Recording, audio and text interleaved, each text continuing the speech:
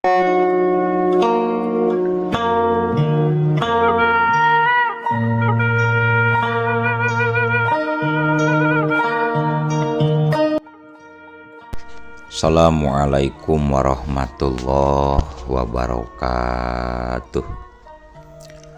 Wadia balad dongeng Ki Agus Jago di mana wae ayana. Alhamdulillah wa syukru ala ni'amillah. Kalayan diwuwuh ku qobul anu maha agung, dibarengan ku pangijabah anu maha kawasa, diiring ku kadedeh kanyaah Gusti anu maha suci. Urang ayeuna dugi kadangat ayeuna masih keneh tiasa ditepang dangukeun deui dina acara anu matuh kamemet urang sadayana, nyatana dina pagelaran dongeng Sunda jejer carita Nyi Kelet bagian anu ka 11 nanya pamiarsa. Ieu dongeng mangrupikeun buah karyana Kang Rudiansah ti palihan Leles Garut. Kangge Kang Rudiansah ngahaturkeun rewuh-nuhun laksaketi kabingahan, rehna parantos ngintunkeun naskah sakaligus ngawidian mamang kangge medar ieu dongeng dina kandaga dongeng Ki Agus Jago ieu. Atuh sumangga kanu teu acan subrek kantun subrek heula, ngarah langkung pogot sareng langkung sumanget deui ka si mamangna dina enggoning medar ieu dongengna. Nging hilap di like di komennya nu saseueur-seueurna. Laina naon, mamang masok bingah kitunya upami maosan komentar-komentar ti para wargi sadayana teh. Kalintang bingahna deui upami mah link video mamang ieu dipangeserkeun atanapi dipangbagikeun. Atuh ngarah teu nyangkolong tingkana waktos sumangga ayeuna mah urang lajengkeun deui dongeng Nyi Kelet bagian anu ka 11. Kumaha salajengna sor cikopina, betot simbutna, pagan heula tali kolorna, bisi morosot, merezel, morozol, uzel-uzelan di tengah jalan. Tumpak dung dung tes.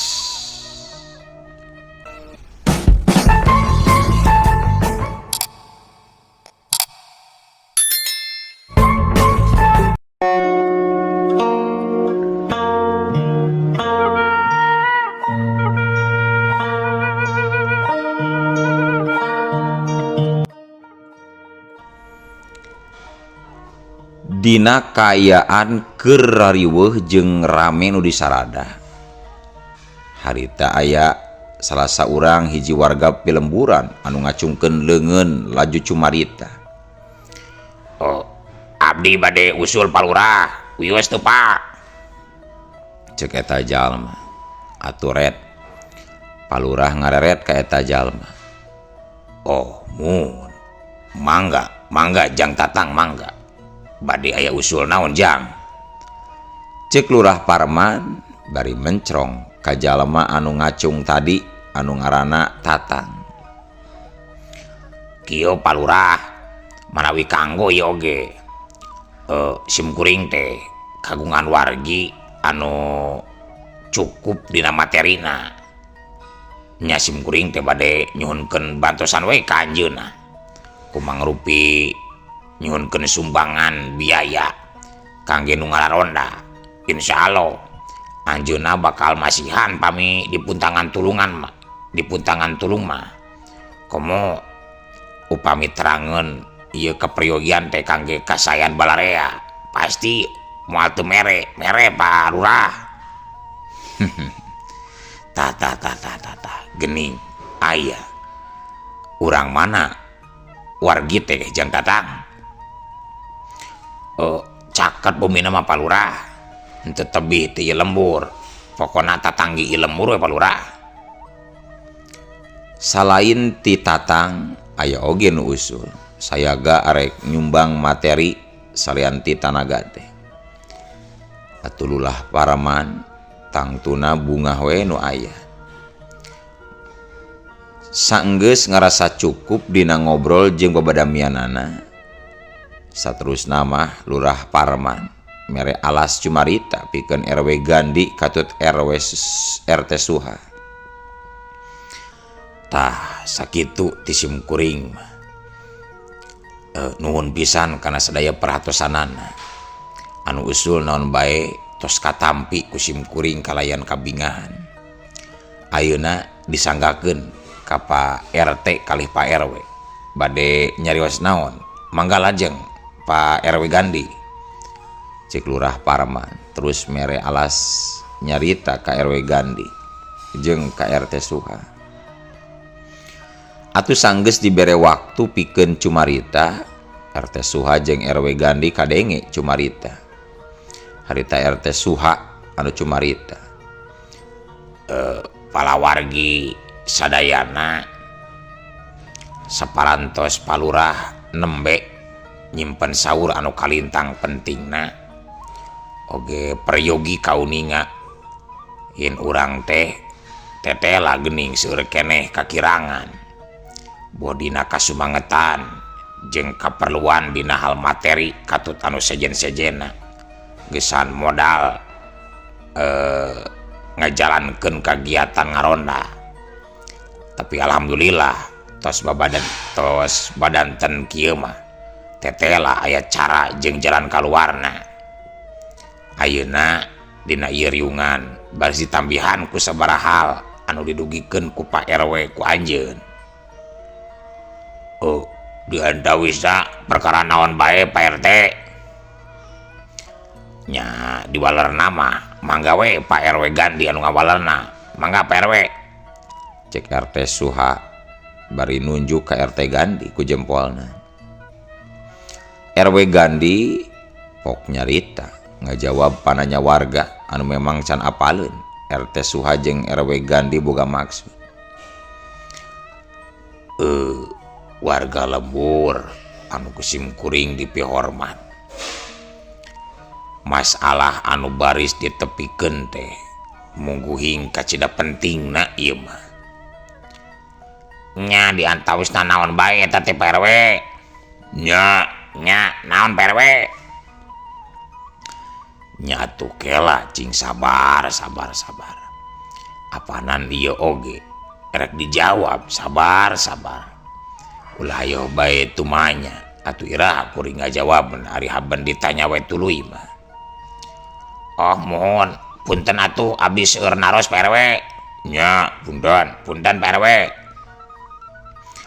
Tah jadi perkara nu bade ditepikeun ku kuring teh nya eta.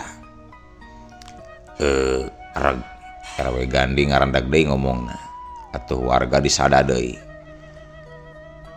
Nya naon teh Pak RW anu bae dugikeun teh? Nya Pak RW naon penasaran Pak RW. Eta geus pok deui bae anu nanya. Sabar. Nah asana teh.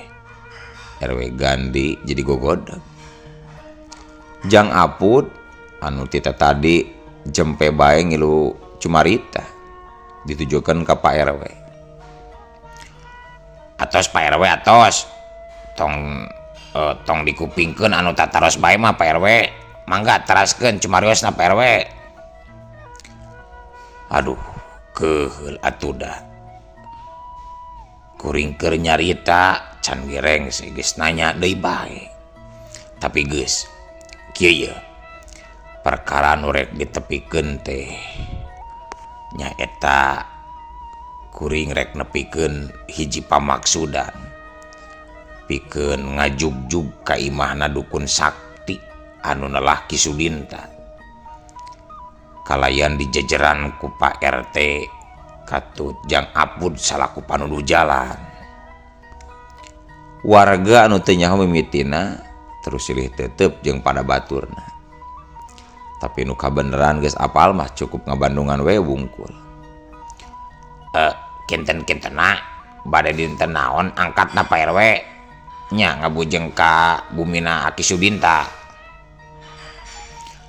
Nya kahoyong mah dinten Senin pageto jangapun manawi teu aya halangan harungan.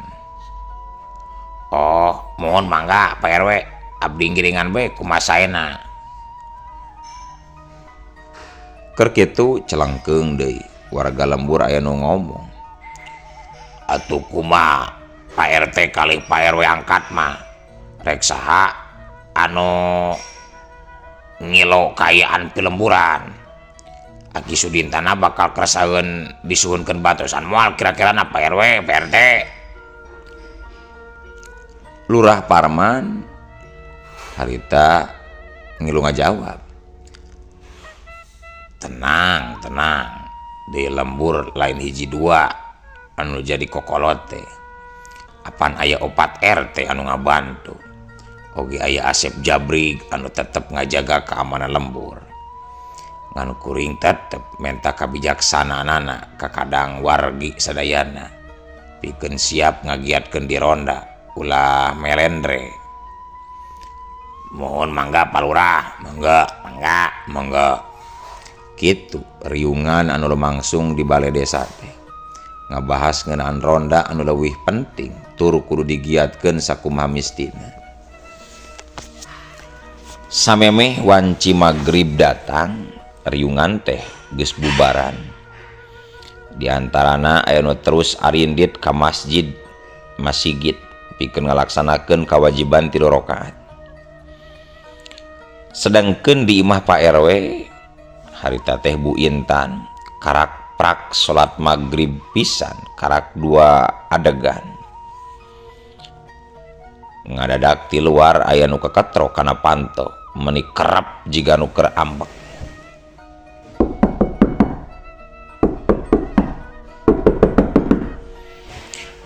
Tapi Bu Intan teu bisa buru-buru muka lantaran can anggeus salatna sapangadagan deui. Disangka salakina anu balik ti masjid asa piraku sabab karek cikeneh indit nage ka masjid.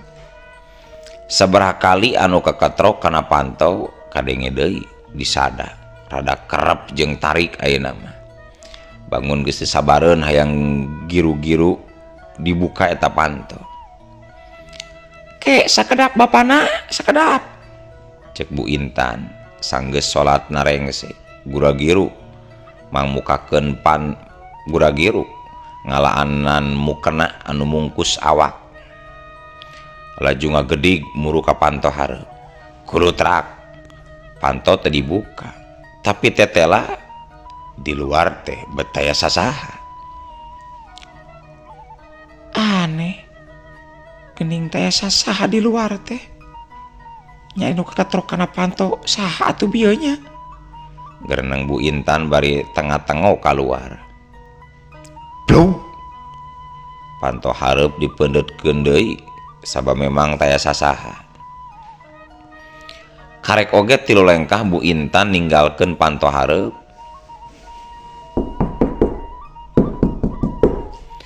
Panto ti luar geus kadenge aya deui nu ngetrokan leuwih tarik setengah digebru-gebru. Be nasaha deui atunya eta teh? Piraku sakali salaki aing mah ngaheureuikeun. Aduh ngulinkeun pisan sia. Cek Bu Intan kegerendengan sorangan lantaran ambek. Bray panto tadi buka deui lol tapi angger taya sasaha. Ngan ayeuna mah slengseng kaambe seungit kembang malati atuh puringka puriding. Bulu punduk Bu Intan ngadadak muringkak muriding. Dina kayaan keur kitu kana pundukna ngadadak aya nu antel tiis gebeg. Bu Intan langsung ngagebeg beri gancang malik ngalieu ka tukang. Barang ret ka tukang breh teh tidinya aya Nyi Ronggeng dina dangdanan anu arek pentas dina luhur panggung. Eta Nyi Ronggeng teh keur gual geol gutak gitak hareupeun Bu Intan. ngan gual-geol gutak-kitakna sakedeung laju megatkeun sirahna kudua leungeunna jiga anu ngalaan helm. Serat atuh jerit Bu Intan ngajerit nalika ningali pamandangan seperti kitu teh. Ret ka handap Bu Intan ngareret ka handap manehna nambahan deui karuas jeung kakagetna sabab dua dampal suku Nyi Ronggeng tetela teu napak kana lemah. Atuh sajongjongan mah Bu Intan ngadon leng ngahuleng bibirna lir upama anu kakonci teu bisaeun nyarita. Nyi Ronggeng bari ngajingjing huluna kadenge nyarita ka Bu Intan anu jelas-jelas ngandung ancaman jeung mangrupa amanat anu kaceda pentingna. Hei Intan, bejakeun kasalaki ngandika ulah coba-coba nepungan Ki Sudinta kitu lamun teh hayang cilaka mah deuleu. Cek Nyi Ronggeng sorana mungguh tembres pisan jelas kadengena ku Bu Intan asa nong torengan dina ceuli. Kakarek oge Bu Intan aya kakuatan pikeun nyarita. Punten Bu Intan kakarak harita aya kakuatan pikeun ngomong gugup oge pok Bu Intan maksakeun nyarita. Saha anjeun? Naon maksudna? Anjeun bet nyarita kitu? Kuring mah teu nyaho saha Ki Sudinta teh?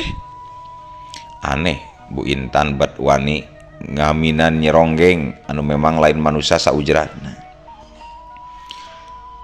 Sambut bae kula nu katelah Nyi Kelet anu ngageugeuh Gunung Kaler musuhna si Sudinta matak salaki Andika gancang bejaan caram niatna anu hayang nepungan Ki Sudinta mun teu hayang Andika sakulawarga cilaka sia. Cek Nyi Ronggeng alias Nyi Kelet. Nyi Kelet? Bu Intan kaget teu nyangka bakal panggih jeung Nyi Kelet.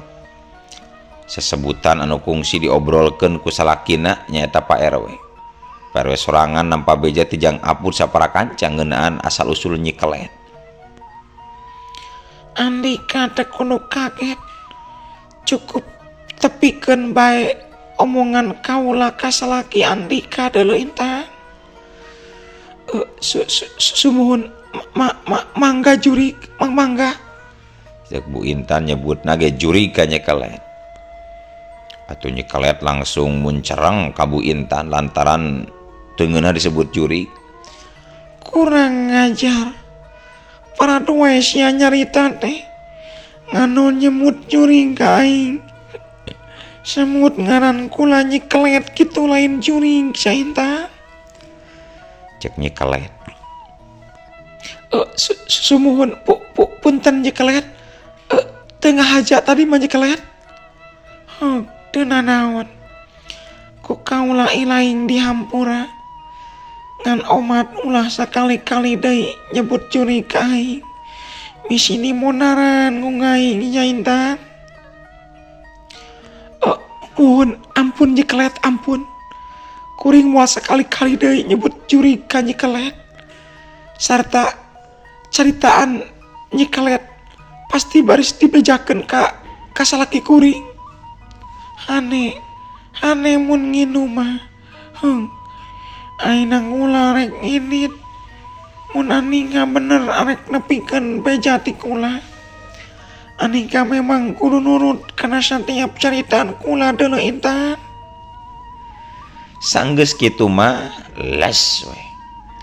Cirim Nyi Kelet ngiles tanpa lebih ilang tanpa karana ninggalkeun kitu wae imah Bu Intan. Dekung silila trojol Pak RW pating trojol bareng jeung budak nu lalaki baralik di masigit. Kayaan tingkah laku Bu Intan katempona aneh ku pagandi. Ibuna kunaon bet ngigel gutak-gitak di buruan sagala kunaon cek RW Gandi bari gancang nyamperkeun ka pamajikanana anu keur ngigel gual-geol gutak gitek. Memang Bu Intan mah moal sadareun harita teh kana kajadian nu sabenerna. Ceuk rarasaan mah manehna teh tas ngobrol we jeung jurig nyikelet di lawang panto. Padahal mah Bu Intan teh terus ngigel di buruan imahna bari sapasang panonna bodas kabeh.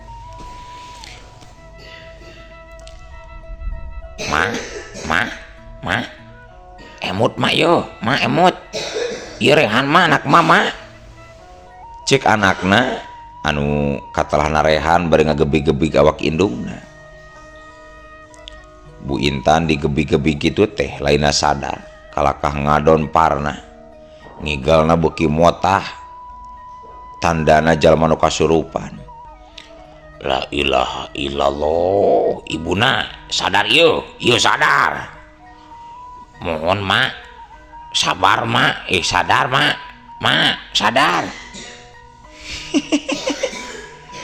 Bu Intan malah terus seri cicirilan bari papelantingan ngigel gual-geol gutak gitek, malahan aya saltoan sagarupa. Astagfirullahalazim, eling yeuh ibuna eling. Dina kayan keur kitu kurunyung harita anu datang kadinya horeng jang apud. Barang serog jang apud kadinya mahena kaget waktu ningali Bu Intan bet ngadadak bisa ngigel gual-geol gutak gitek bari cicirihilan. Pak RW, kunaon Bu Intan jadi kitu geuning Pak RW? Cek jang apud tumanya. RW Gandi ngareret ka jang apud bari rumahu terus ngawalon. Duka teuing atuh jang apud. Pamajikan teh bet kasampak keur kitu we mun motah balik ti masjid teh bapak tadi. Bari cicirihilan sorangan. Aduh. Kudu kumaha yang ngubaranana aramun geus kieu jang apud. Jang apud sanggeus ngalaman nganjang ka alam lemes. Hatena bet jadi boga perasaan anu seukeut tembus kana batinna. Ting kawenehan meureunnan pedah unggal ka imah Kisudin tah. Pedah unggah ka imah Kisudin tah. Ngajadikeun jang apud boga pirasat anu seukeut. Keur teg hatena bet hayang nyampeurkeun Bu Intan anu keur kasandingan. Suku jang apud lir umpama aya anu ngagerakeun leumpang muruk ka Bu RW. Kade ajang kade bilih kumaonam jang. Cek RW Gandi salampangeun sieun kumaonam. Pedanya ho jang apud mah lain ahlina dina ngungkulan nu kasurupan teh. Matak Pak RW Gandi salempang sieun nanaon. Tenang Pak RW tenang, teu kada salempang Pak. Cek jang apud gede hate. RW Gandi jadi ngahulang. Laju mencerong merhatikeun jang apud anu legegna beda ti sasari jadi wania.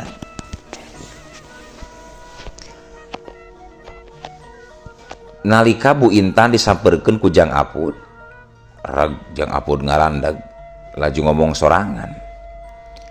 Alah, Bu Intan geus kasurupan nyikelet ti mah yeuh. Beda ambuna oge ieu mah yeuh, ambun nyikelet. Gerentes jang apud. RW Gandi beuki tambah heran waktu ningali jang apud samodel kitu. Srog. Bu Intan ngalengkah ka hareup bari neuteup seukeut ka jang apud dina sorot panon anu galak. Hei apud, naon sia ka dieu? Naon sia ka dieu? Ngahajak kuring ka dieu teh. Tapi kabeneran Bu Intan kadongkapan tamu teh diondang. Sok geura kaluar aneh, geura kaluar. Kuring nyaho saha maneh, kaluar sia. Kurang ajar. Anika wani ngusir Kang Aing ha? Nya, pan ieu mah lain tempat maneh sia. Tempat maneh mah di Gunung Kaler, tempat sare maneh mah sia udah di dieu. Jiga anu ngawasa kana gerakan jang apud, harita leungeun katuhuna ngaragap tarang Bu Intan. Setel. Ampun, panas. Bu Intan ngajerit. RW Gandi beuki kaheranan. Teteh lajang apud boga kemampuan. Sok gerak keluar sih ya. Keluar. Tina tarang Bu Intan katempo bijil haseup ipis ngaliwat sela-sela ramo leungejang apud anu keur nyabak tarang Bu Intan. Antukna golepak we. Bu Intan ngagolepak teu ingat deui kana naon-naon sanggeus kitu mah. Pak RW, duh alhamdulillah Bu Intan tiasa diperlukan Pak. Cek jang apud. Mohon jang, mohon nuhun pisan kana pitulungna jang. Keun ku bapak urang dipangku si ibuna kalebet. Mohon mangga Pak RW.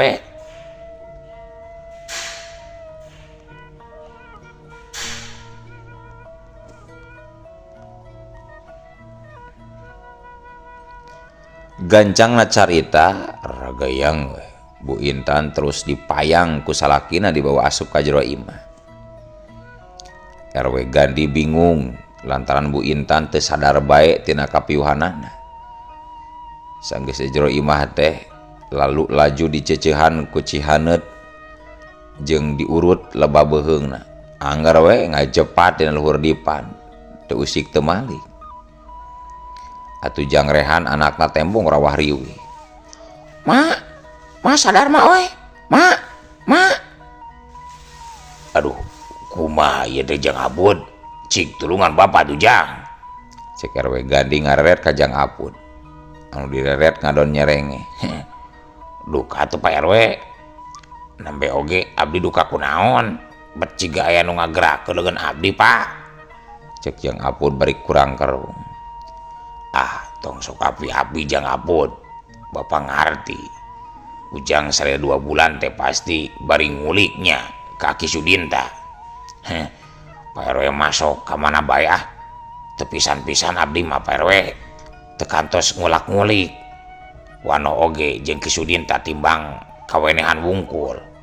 Bari etangan 2 bulan abdi ninggalkeun lembur teh saur Pak RW.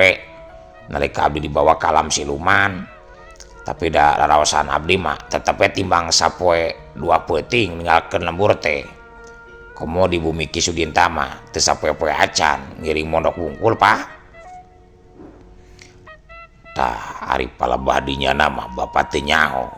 Ujang nu nyaho. Tapi bapak tetep arek minta tulung we ka Ujang. Sok cobaan pangnyadarkeun si ibu. Kumaha bae carana mah tulungan bapak jang.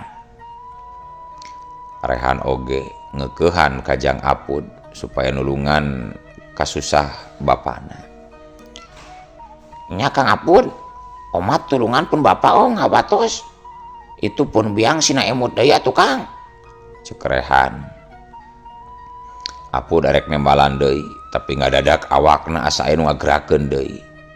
Silana terus ngoleset ngadeuketan Bu Intan anu keur ngajepat tina dipan. Laju bibirna kunyam-kunyam jajampean.